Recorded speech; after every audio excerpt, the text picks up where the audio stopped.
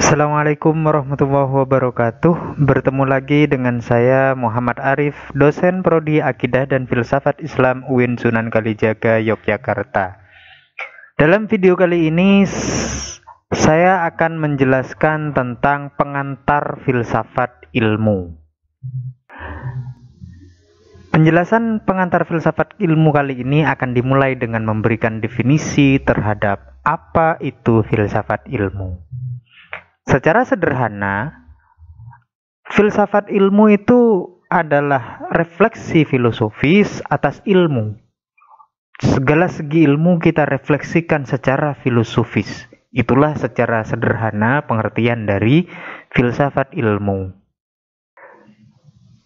Sementara menurut Delianggi, dia mengatakan bahwa filsafat ilmu itu adalah segenap pemikiran reflektif atas segala hal yang menyangkut landasan ilmu.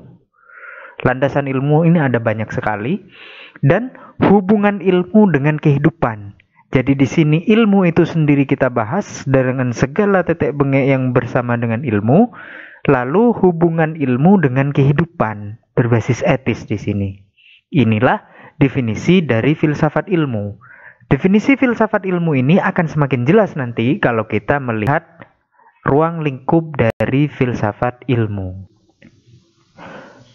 Ruang lingkup filsafat ilmu itu ada dua. Yang pertama dilihat dari segi objek materialnya, dan yang kedua dilihat dari segi objek formalnya. Objek material ini objek yang dikaji, sementara objek formal itu adalah alat atau pendekatan yang digunakan untuk mengkaji. Nah, objek material dari filsafat ilmu ini adalah ilmu itu sendiri. Sementara objek formal dari filsafat ilmu adalah filsafat. Mengenai apa makna filsafat, itu silahkan Anda bisa melihat video saya sebelumnya yang berjudul Pengertian Filsafat, dan video saya yang lain yang juga menjelaskan tentang filsafat, yaitu yang berjudul Makna Ruang Lingkup dan Sejarah Filsafat. Bagi Anda yang belum menonton, silahkan tonton itu dulu karena di sini saya tidak akan menjelaskan ulang apa itu filsafat. Apa itu ilmu? Tadi kan filsafat sudah saya jelaskan di video sebelumnya, maka dalam video ini saya akan menjelaskan secara spesifik tentang apa itu ilmu. Untuk mengetahui apa itu ilmu, kita perlu membedakan lebih dulu karena ini berbeda. Seringkali dua hal ini dipertemukan tapi ternyata ini berbeda. Kita harus membedakan lebih dulu apa itu pengetahuan dan apa itu ilmu. Ini seolah-olah sama tapi sebenarnya tidak sama. Mari kita lihat. Yang pertama pengetahuan. Pengetahuan itu apa? Pengetahuan itu adalah pengetahuan biasa yang didapat lewat keseharian. Saya misalkan tahu ini ayam, ini meja, ini pintu, ini laptop, ini HP, dan semacamnya. Itu kan lewat pencerapan biasa. Saya tahu itu lewat pengetahuan sehari-hari saya, interaksi saya sehari-hari saya. Nah, pengetahuan itu ya seperti itu. Dalam filsafat, dimensi filsafat yang membahas tentang pengetahuan itu wilayahnya epistemologi. Yang berikutnya adalah ilmu. Kalau tadi pengetahuan itu adalah pengetahuan biasa yang didapat secara biasa, kalau ilmu itu adalah sebuah pengetahuan sistematis. Jadi ilmu itu sudah tersusun rapi, tertata rapi, sudah sistematis. Dan ia dikembangkan atas basis metode-metode ilmiah. Jadi ada metode deduktif, induktif, ada metode adaptif, dan seterusnya. Sudah menggunakan basis metode-metode ilmiah. Dan selain itu, pengetahuan sistematis ini didapat melalui diskusi antar ilmuwan. Sudah diverifikasi oleh ilmuwan-ilmuwan. Ilmuwan tentu di bidangnya. Selain itu, hasil dari pengetahuan sistematis ini yang diperoleh secara metode ilmiah dan diskusi antar ilmuwan ini terbuka bagi kritik. hasilnya itu terbuka bagi kritik, sehingga bisa dimungkinkan untuk memunculkan hal-hal yang baru di kemudian hari. Itulah definisi dari ilmu. Nah, setelah tadi kita tahu definisi dari ilmu, maka kita bisa melihat di sini secara lebih jelas tentang ruang lingkup filsafat ilmu. Tadi kan objek materialnya itu ilmu, objek formalnya itu filsafat. Nah, secara terperinci dibagi menjadi seperti ini setelah kita tahu definisi ilmu tadi. Yang pertama, produk ilmu. Jadi, ruang lingkup filsafat ilmu yang pertama ini adalah merefleksikan secara filosofis produk-produk ilmu. Produk-produk ilmu itu baik secara teoritis maupun secara praktis itu akan dibaca, direfleksikan. Refleksi filosofis di sini kita melihat produk-produk itu secara heran, secara tidak biasa, sehingga kita bisa mempertanyakan ia terus-menerus, mengkritisinya dan seterusnya. Inilah ruang lingkup filsafat ilmu yang pertama. Jadi yang kita refleksikan secara filosofis yang pertama itu adalah produk ilmu. Berikutnya, yang kita refleksikan secara filosofis itu adalah metode ilmiah. Kita refleksikan secara filosofis, kita pandang secara heran, kita pertanyakan, kita kritisi metode-metode ilmiah yang sudah ada. Kita lihat apakah sudah valid, sudah bagus, dan seterusnya. Kita lihat penalarannya apakah sudah tepat, dan seterusnya.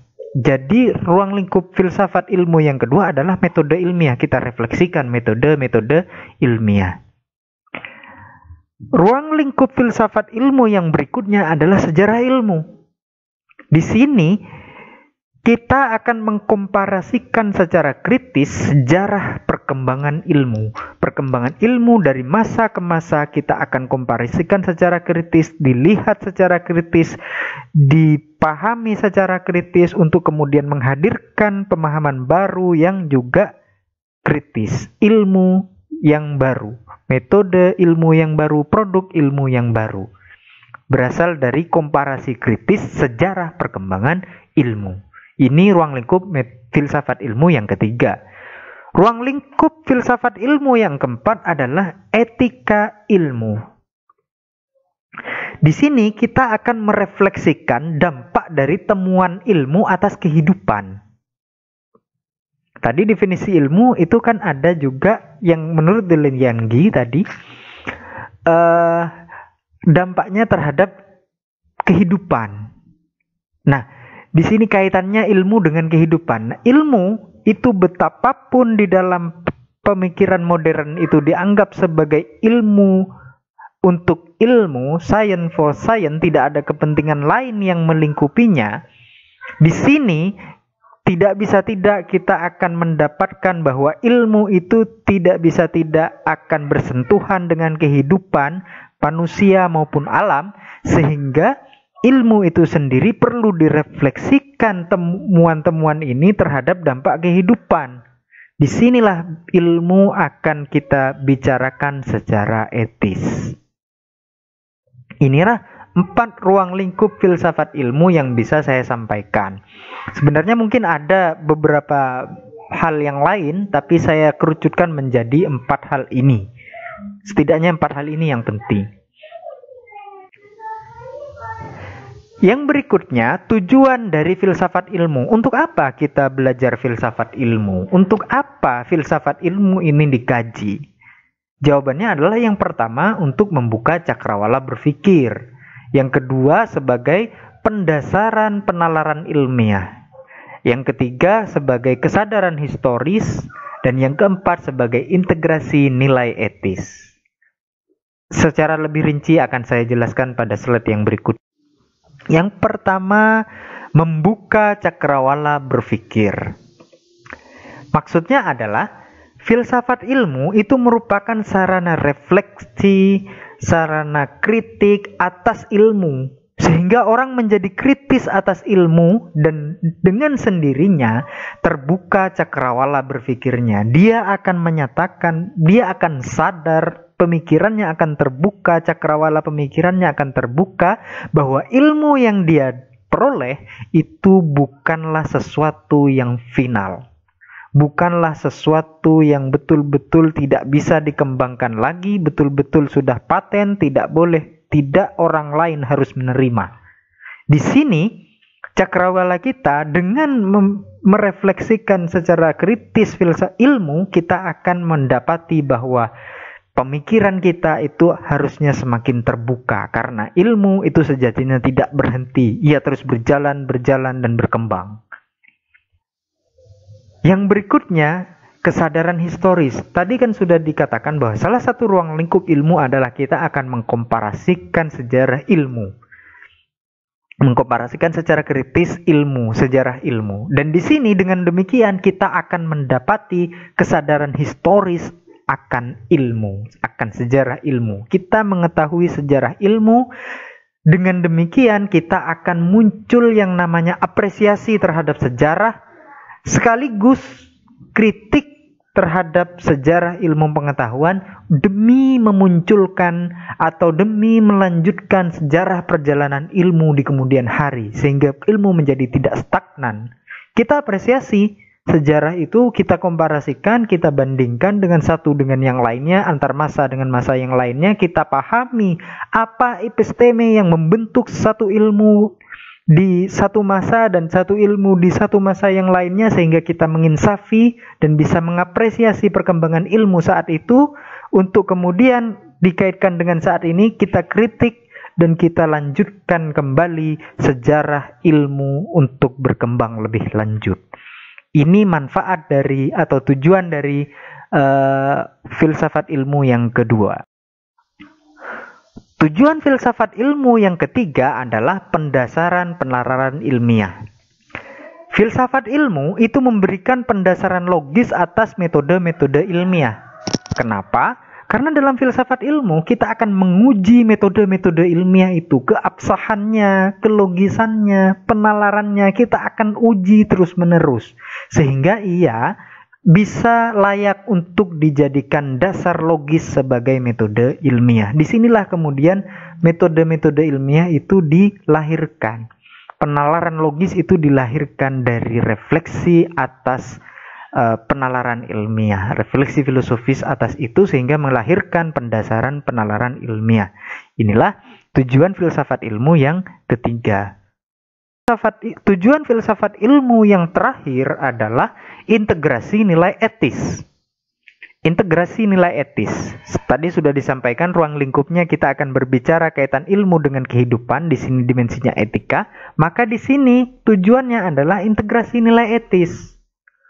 Filsafat ilmu itu ingin mengingatkan akan pentingnya nilai etis bagi perkembangan ilmu pengetahuan. Karena mau tidak mau, perkembangan ilmu pengetahuan itu akan bersentuhan dengan kehidupan manusia maupun kehidupan alam, hewan, dan seterusnya. Sehingga dimensi etis itu harus ada di dalam ilmu. Dan filsafat ilmu adalah pintunya. Disinilah tujuan filsafat ilmu yang terakhir, yang keempat. Banyak lagi sebenarnya, mungkin dalam beberapa bacaan yang saya baca ada yang menyebutkan 6, ada yang menyebutkan 7, ada yang menyebutkan 4. Tapi di sini saya persingkat saja, cukup 4. Setidaknya ini yang saya anggap cukup penting dari tujuan dari filsafat ilmu. Barangkali itu yang bisa saya sampaikan tentang pengantar filsafat ilmu. Apabila ada pertanyaan, disilahkan. Kurang lebihnya mohon maaf. Terima kasih. Assalamualaikum warahmatullahi wabarakatuh.